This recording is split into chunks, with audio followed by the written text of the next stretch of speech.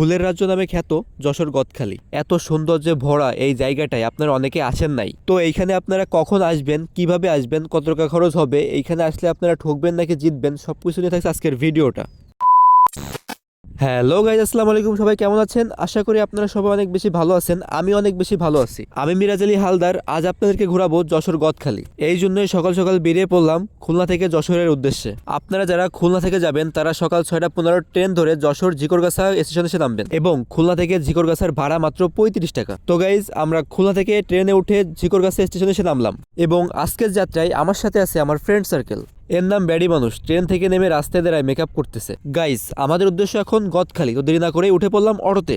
আপনারা লোকাল গেলে স্টেশন থেকে গদখালি বাজার পর্যন্ত 15 টাকা, গদখালি বাজার থেকে পার্ক পর্যন্ত আরো 15 টাকা। আমরা স্টেশন থেকে ডাইরেক্ট পার্কে আসছি আর আমাদের ভাড়া পড়ছিল 30 টাকা করে।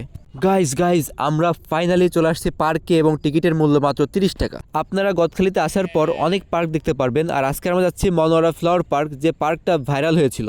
আর পার্কে ঢোকার পর ফার্স্টে আপনার চোখ আটকে যাবে এই প্রজাপতিগুলোতে। পার্কের ভিতরে প্রবেশ করার পথটা এত সুন্দর করছে, দেখেন যেদিকে তাকাই সেদিকেই লাভ। কিন্তু আমি সিঙ্গেল মানুষ, এত লাভ দিয়ে কি করবো, তাই ছুঁয়ে দেখতেছি লাভগুলো। আসলে দেখতেও ভালো লাগে।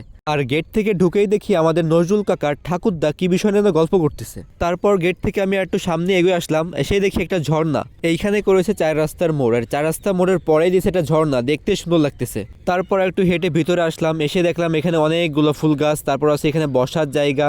মনে হচ্ছে নিজেকে সবুজে ঘেরা প্রকৃতির মাঝে বিলিয়ে দিয়েছি। একটু সামনে হেঁটে আসার পর পেয়ে গেলাম একটা রাজকীয় বসার জায়গা, আর আমি একটা স্টাইল নিয়ে বসলাম। গাইজ, এই হচ্ছে সেই ভাইরাল প্লেস। রং বেরঙের ছাতা মাথার উপরে ঝুলন্ত অবস্থায় আছে। রোদ নাই, বৃষ্টি নেই, অথচ মাথার উপরে ছাতা ঝুলন্ত অবস্থায়। ছাতার নিচে দেখি সবাই ভিডিও করে, তাই আমিও ভাবলাম আমি একটু ভিডিও করি। কিন্তু কি আর করার, সিঙ্গেলদের তো আর কোথাও জায়গা নাই। এই ফুলটা দেখলাম ভালো লাগতেছে, কিন্তু ফুলের নামটা আমি জানি না। আর এইখানে আছে একটা লাভ পয়েন্ট, যেখানে আসলে কাপলরা ছবি তুলতে পারবে। এইখানে আছে প্রজাপতি। আর হ্যাঁ, এই পার্কে কিন্তু বাচ্চাদেরকেও নিরাশ করা হয় না। এখানে আছে কিড জোন, যেখানে প্রবেশ মূল্য মাত্র 30 টাকা। তারপর আপনারা পেয়ে যাবেন ছবি তোলার জন্য খুব বড়সড় একটা প্রজাপতি। আর হ্যাঁ, আপনি পার্কের যে প্রান্তে যান না কেন, এই ফুলটা আপনার চোখে পড়বেই। এই পার্কে ঢোকার জন্য আপনাকে ওয়েলকাম করবে এই জলপরি। যদি ফ্রেন্ড সার্কেল বা ফ্যামিলি নিয়ে আসেন তাহলে এখানে বসে খুব সুন্দর সময় স্পেন্ড করতে পারবেন। আমি সবার উদ্দেশ্যে একটা কথাই বলবো, ভাই আপনি যদি সিঙ্গেল হন তাহলে এই পার্কটা আপনার জন্য না। আপনি একটা গার্লফ্রেন্ড গুছান, তারপরে এখানে নিয়ে আসেন, কাপল দেখবেন আর জ্বলবেন। আর এই যে স্টেশন থেকে নেমে মেকআপ করা শুরু করছে, আর এই পার্কে ঢুকেই ছবি তোলা শুরু করছে। ছবি তোলার কোনো শেষ নাই। শুধু ছবিতেই সীমাবদ্ধ না, ও মা, এদিকে ড্যান্স করা শুরু করে দিছে পার্কের ভিতর। কি একটা অবস্থা! পার্কে আরো পেয়ে যাবেন লাভ গাছ, ঘোড়ার গাড়ি, আরো অনেক জায়গা পেয়ে যাবেন ছবি তোলার জন্য। অ্যাটেনশন প্লিজ গাইজ, আপনাদের কিছু ইম্পর্টেন্ট ইনফরমেশন দিয়ে রাখি। প্রথমত, এই জায়গাটা শুধুমাত্র কাপলদের জন্য। আপনি যদি সিঙ্গেল হয়ে থাকেন আপনার আসার কোনো প্রয়োজন নাই। যদি পারেন তো একটা জুটাই নিয়ে তারপর আসবেন। যদি ফ্রেন্ড বা ফ্যামিলি নিয়ে আসেন তাহলে একমাত্র ছবি তোলা ছাড়া আর কোনো এনজয় করতে পারবেন না। আর একটা কথা, এইখানে ক্যামেরা দিয়ে ছবি তোলা হয়, যার প্রতি ক্লিক মাত্র 10 টাকা এবং 10 পিসের কম ক্লিক করে না, যেটা আমার কাছে ওভার প্রাইস মনে হয়েছে। আর একটা কথা, আমরা যারা খুলনা থেকে যাই তারা ভাবে সকাল ভোরের ট্রেনে যাব এবং সন্ধ্যার ট্রেনে আসবো। এই চিন্তাটা কখনো মাথায় আনবেন না। ওইখানকার পার্ক আহামরি বড় না, 30 মিনিটে আপনার পুরো পার্ক ঘোরা হয়ে যাবে।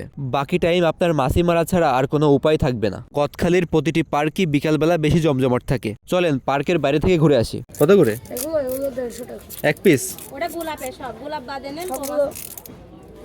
এই যে এগুলো কি সেম প্রাইস? না না না, এগুলো কেমন? ওগুলো 180, যার কাছে যেরকম নিয়ে পারে।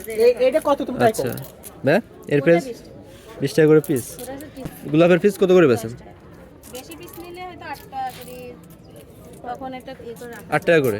এক পিস 2 পিস নিলে 10 টাকা। পার্ক থেকে বাইরে আসলে পেয়ে যাবেন রাস্তার পাশ থেকে অসংখ্য দোকান, এবং অসংখ্য দোকান ধরেই সব ফুলের দোকান। আপনি এখানে পেয়ে যাবেন বিভিন্ন রং বেরঙের ফুল, এবং এই ফুলগুলো খুচরো এবং পাইকারি দরে বিক্রি করা হয়। ফুলের কেজি কত রে ভাই? 1 কেজি কত? 1 কেজি না তো, ওটা আপনার আছে পিস হিসেবে বিক্রি হয়। 500 পিস ওই ঝুড়িতে। এক জোড়িতে 500 পিস? 500 পিস। 500 পিস কয় টাকা? 500 পিস আপনার জন্য 120 টাকা নিই, মানে 120 টাকা। আজকে একটা গার্লফ্রেন্ড থাকলে ফুল দিয়ে গোসল করে নিয়ে আসতাম, বাট দুঃখের ব্যাপার গার্লফ্রেন্ড নাই আজকে। গাইস, শুধু ঘোরাঘুরি করলে কি হবে? খাওয়া দাওয়া করা লাগবে না? অনেক ক্ষুধা লাগছে, তাই চলে আসলাম পাশেই থাকে একটা রেস্টুরেন্টে, এবং আমরা সবাই বসে গেছি খাওয়ার জন্য। এবং পাশে দেখেন খুব সুন্দর একটা লেক আছে। আমরা নিয়েছিলাম খিচুড়ি আর ডিম ভাজি। এটা হচ্ছে আমাদের সকালের খাবার। সকালের খাওয়া দাওয়া শেষ করে সামনে হেঁটে এসে দেখি বিশাল বড় একটা রাজকীয় নৌকা। এখন সবাই নৌকায় উঠে বলতেছে, কি আর করার, আমি উঠে গেলাম নৌকায়। কিন্তু নৌকার টপে উঠে আমি পড়ে গেছি বিপদে ভাই। কয়েক কয়েকবার করে পড়ে যেতে গেছি। নৌকা থেকে নামার পর সারাটা দিন কাটালাম ঝিমাইতে, পরে দুপুরের খাবার খাইতে আসলাম বিকালে। আমরা সবাই নিয়েছিলাম মোরগ পোলাও এবং খাওয়া দাওয়া শেষে আমরা সবাই ভ্যানে করে স্টেশনের উদ্দেশ্যে রওনা দিয়েছিলাম। আমরা ভেবেছিলাম 5টায় ট্রেন, তাই 5টার আগে চলে আসি স্টেশন, কিন্তু স্টেশন আসার পর শুনি 6:15 ট্রেন। কি আর করার, তাই আমরা একটু স্টেশনের আশপাশ থেকে ঘোরাঘুরি করতেছিলাম, ঘুরতে ঘুরতে চলে আসলো ট্রেন ফাইনালি। কি আর বলবো ভাই, ট্রেনে এত ঠেলাঠেলি করে উঠছি, ওঠার পর দেখি প্রচুর ভিড়, প্রচুর মানুষ, মানে লোকাল ট্রেন তো মানে একদম অবস্থা খুব হজবরল হয়ে গেছিল। তো গাইস ফাইনালি আমরা চলে আসলাম খুলনাতে। সবাই ভালো থাকবেন, দেখা হবে অন্য কোনো ভিডিওতে। আল্লাহ হাফেজ, টাটা।